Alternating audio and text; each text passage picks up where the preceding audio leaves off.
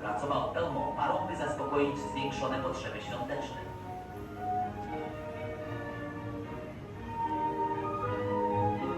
W tym roku plony chmielu.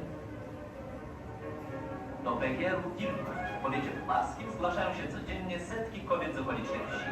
Praca jest lekka i dobrze płatna.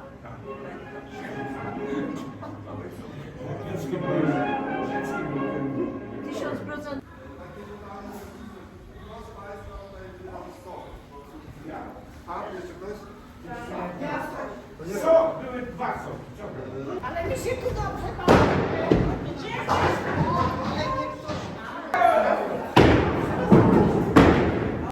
Podobnie następna głównej fermentacji wytwarza się wtedy więcej różnych związków i te smaki są takie bardziej złożone, takie zbudowane to jest właśnie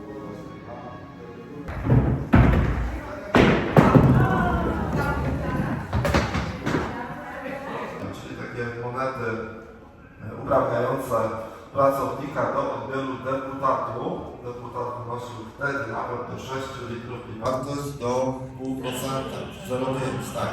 Więc jak wypijemy kilka piw 0,0, wsiądziemy do samochodu, to może nas 10 patroli policyjnych sprawdzić po drodze, tak?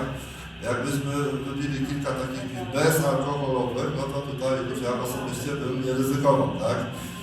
Więc tutaj warto znać to rozróżnienie, czym jest piwo 0,0, a czym jest właśnie piwo bezalkoholowe. Potem jeszcze mamy filtrację piwa, usuwane drożdże, albo i nie, bo też mamy piwa niefiltrowane, mętne, z osadem drożdżowym, mylone często z piwem niepasteryzowanym, to jest co innego. Pasteryzacja to jest podgrzanie piwa. Tak jak w domu robimy przetwory, to je pewnie gotujemy najczęściej, tak? Natomiast tutaj piwa nie gotujemy, podgrzewamy do 65 mniej więcej stopni i niszczymy te bakterie, dzięki czemu nam się piwo nie zepsuje.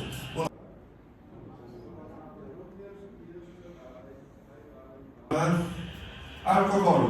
Co więcej, nie mamy jeszcze alkohol i co jeszcze się wytwarza? Jak otwieramy butelkę piwa, gaz właśnie, CO2, czyli dwutlenek węgla.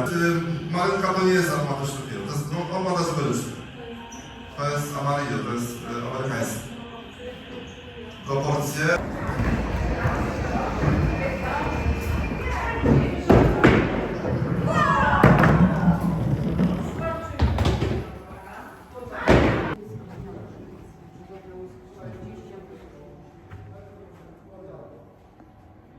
Dajemy jako paszę dla zwierząt.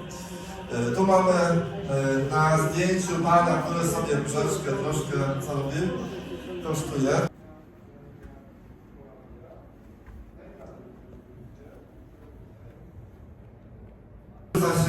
Używa się jako paszę. jako czy dodatek do paszczy, jako paszczę. Także nic się nie marnuje. Tak, to jest następne piwo.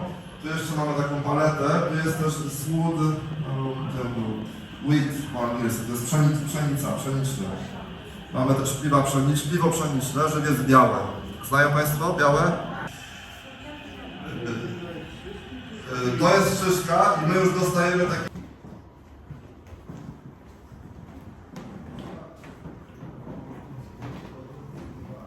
Trawa wnosi goryczkę i aromat, używamy głównie polskich chmieli, najwięcej chmielu. Powszechnie mamy dzisiaj już kapsle. Każdy wie, jak wygląda kapsel, natomiast nie wiem, czy wiedzą Państwo, ile taki kapselek posiada ząbków. Przypuszczam, że nikt nie liczył. 12, za mało. Czujcie proszę wyśmienitego żywieckiego porteru. Zdane... Można sobie wziąć.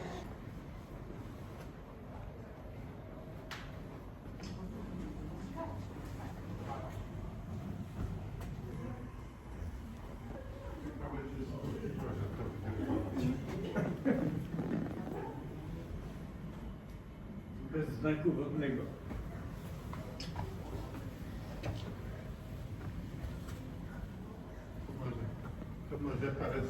Poczujemy atmosferę takiego starego galicyjskiego lokalu. To już gotów zabrać. Takie beczki się znajdowały. Przejdziemy dalej. Po drodze miniemy z jednej strony sklep kolonialny. Kupowano w takim sklepie różne produkty z całego świata. Kawa, herbata, przyprawy, nie brakowało również piwa. Głównie smoła, tylko taka całkowicie neutralna powłoka i ona chroniła pieczki do kończy Karol Korn. To tu jeszcze butelka gdzieś kula, ale pusta chyba. Karol Korn był z...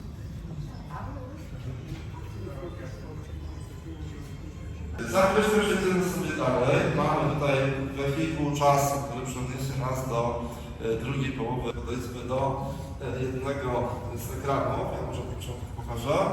Tu mamy założyciela, czyli arcyksięcia Albrecht metrów nad poziomem morza. I na środku browar zajmujący powierzchnię lewniczą.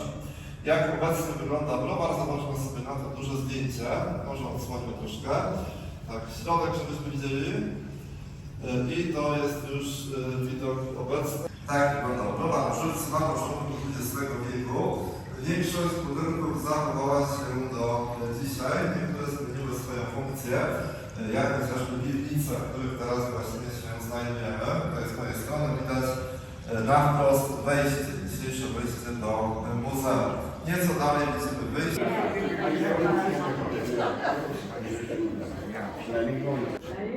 Nie.